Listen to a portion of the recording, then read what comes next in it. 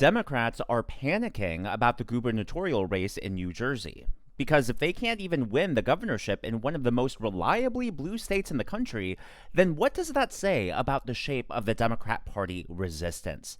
For Jack Ciattarelli, he is hoping that the third time is the charm, and the latest polls appear to show it. Take a look at this poll from The Hill, partnered with Emerson College, one of the most reliable polls showing that Mikie Sherrill and Jack Ciattarelli are tied with 43 percentage points each. You'll notice that this poll was released towards the end of September. Now, because it is a state race, there isn't as much polling as there would be if it were, let's say, a presidential race. But it's not just that one poll, and we'll get into all of the polls later in the video, but it's also this article from Accusations. Democrats are fretting about New Jersey's governor's race. Now, the biggest indicator that it's not just the Democrat Party consultants, fundraisers, and pundits who are panicked about the race is actually the performance of the candidate herself. So last night was the last debate before Election Day, and she just went on a lie-fueled rampage. As I've often said before on the channel, Democrats, or desperate people, do desperate things, and Mikie Sherrill is definitely in a desperate situation based on this lie that she repeated multiple times against Jack Ciattarelli. Supported those open border policies. But with regard to everything she just said about my professional career, which provided my family, it's a lie. I'm proud of my career.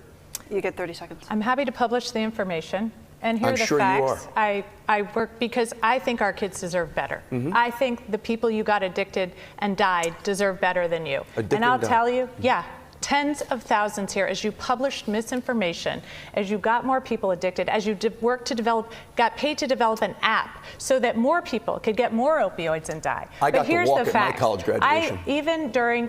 I got to walk at my college graduation. And I'm so glad that you then went on to kill tens of thousands of people in New Jersey, including children, and I never broke the law. You just broke the law. In fact, your campaign right now is under federal investigation for how you illegally got access to my records. So to say that right now, and I think you're trying to divert from the fact that you killed tens of thousands of people by printing your misinformation, your propaganda, and then getting paid to develop an app so that people could more easily get the opioids once they were addicted. Families across the state deserve to know more about that.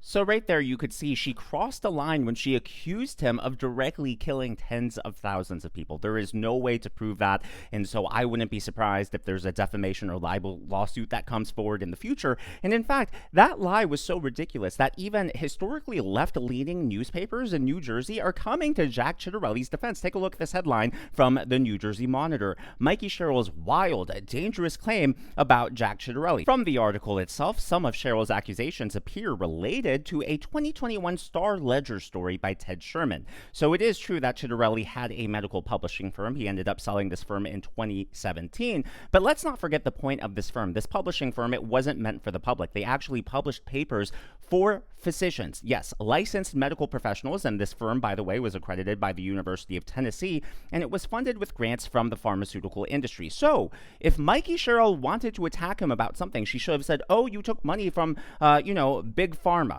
That could have been a legitimate line of attack, but instead she went a step, not just a step further. She went a lot of steps further and basically accused him of killing tens of thousands of people, which that's a giant leap to make when, all he did was publish papers for physicians. On top of that, it is true that this company created an online, they called it an innovative, responsive online resource.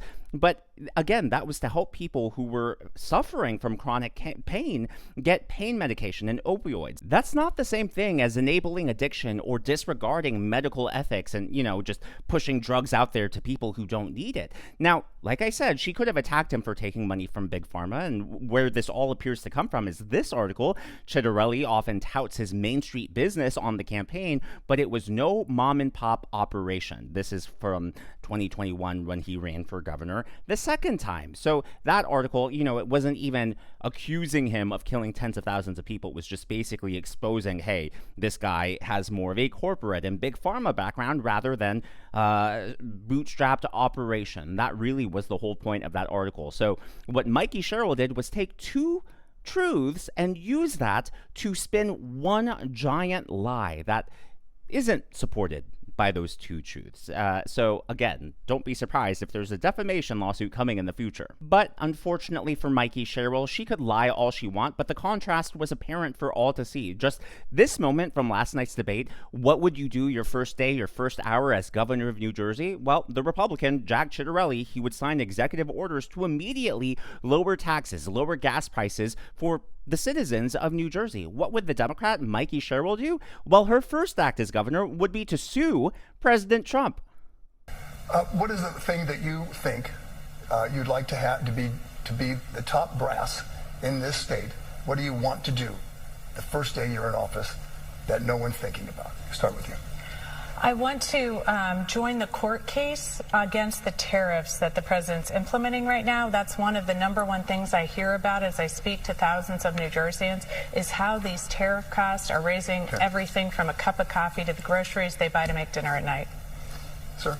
Lower your energy costs on day one with Executive Order number 3. We're pulling out of RGGI. The Regional Greenhouse Gas Initiative is a carbon tax policy that has failed New Jersey.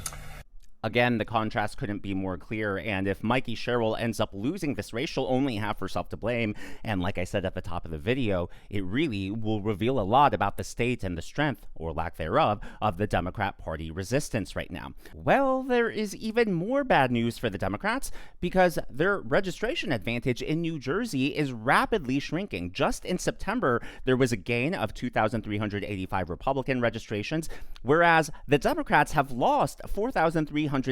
Now, that might not sound like a lot, and you may say, well, Daniel, right here it shows that the Democrats still have an advantage of 855,049 voters. That sounds like a big deal, but since 2020, take a look at this. Republicans have gained in every single county, and in fact, the Democrats have lost a net 219,000 registrations in just 5 years, and that trend is continuing, so it is not good news for Democrats, not good news for Mikie Sherrill, but it gets even worse. That's not the end. According to the New York Post, New Jersey Republicans are mailing in more ballots, an encouraging early sign for Jack Ciattarelli. If we take a look at these early returns, you'll see that Republicans are mailing in their ballots at 18.61% compared to Democrats, who are just at 16.55%. Historically, the Democrats have always led in the early voting.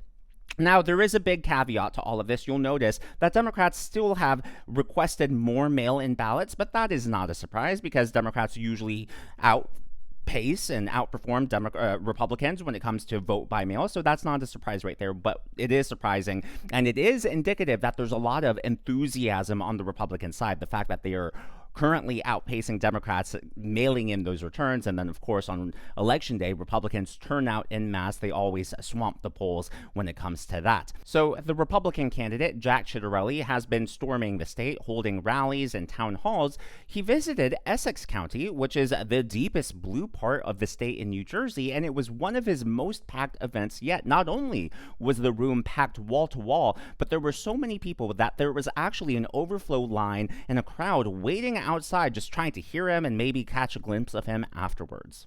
I'll do my part, and let's declare victory in 28 days, guys. Thank you. It's time. It's time. Let's go. Let's go. It's time. Let's get it done. Thank you all.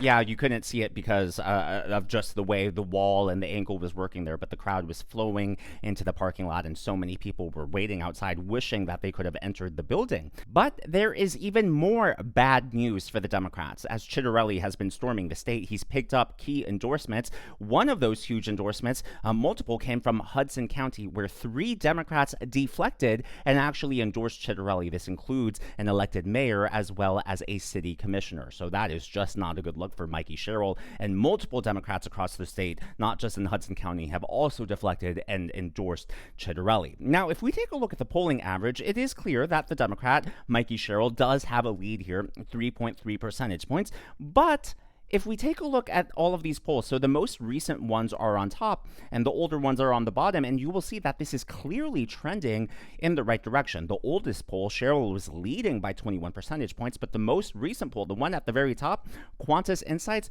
she is only ahead by 2 percentage points. Well, you may still be saying, well, Daniel, she's still leading in the polls. Why are you excited about this?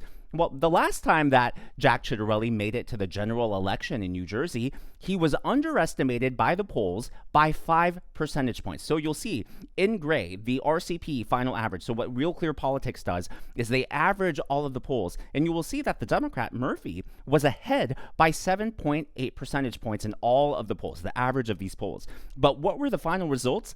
2.8%. So in other words, the polls overestimated the Democrats by 5%. So again, just 5 percentage points. Let's take a look at what they are now. Sherrill is only ahead by 3.3 percentage points.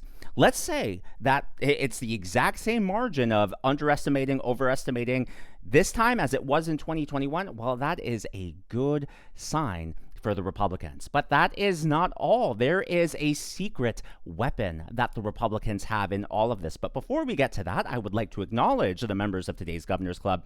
They are Kevin Combe, Jackie H., Kathleen I., Jeremy 2001 Happy, and again, Kevin Combe. Thank you so much for being here. These are people who give tips and super thanks to the channel. I'm so glad that you enjoy, and I am thankful for your support. Well, the secret weapon that the Republicans have is, drumroll please, Scott Pressler. For those of you unfamiliar, Scott Pressler is probably like the greatest single in-person, on-the-ground, just a tactician that the Republican Party has right now. And he, by the way, isn't even an employee of the Republican Party. He is just a normal dude, a guy like you and I, who is just passionate about politics. And he's doing this basically with support of various people in various groups, but it's not as if he's an official consultant for the party.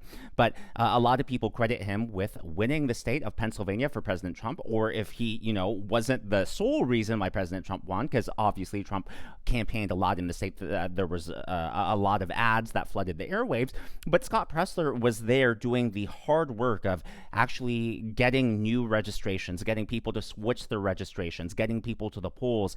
I mean, he really spent a lot of time on the ground, and he is doing the same thing in New Jersey. Tell me when. Hey everybody, this is Scott Pressler. We are here at Gun for Hire in Passaic County, a county that for the first time in recent memory voted for Donald J. Trump. We are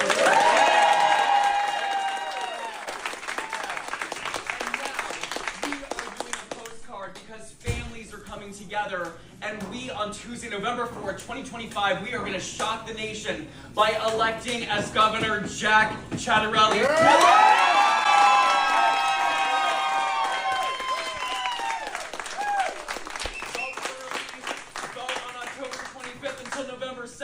And to the Democrats, to Mikie cheating scandal Sherrill, I have two peaceful words. Game on.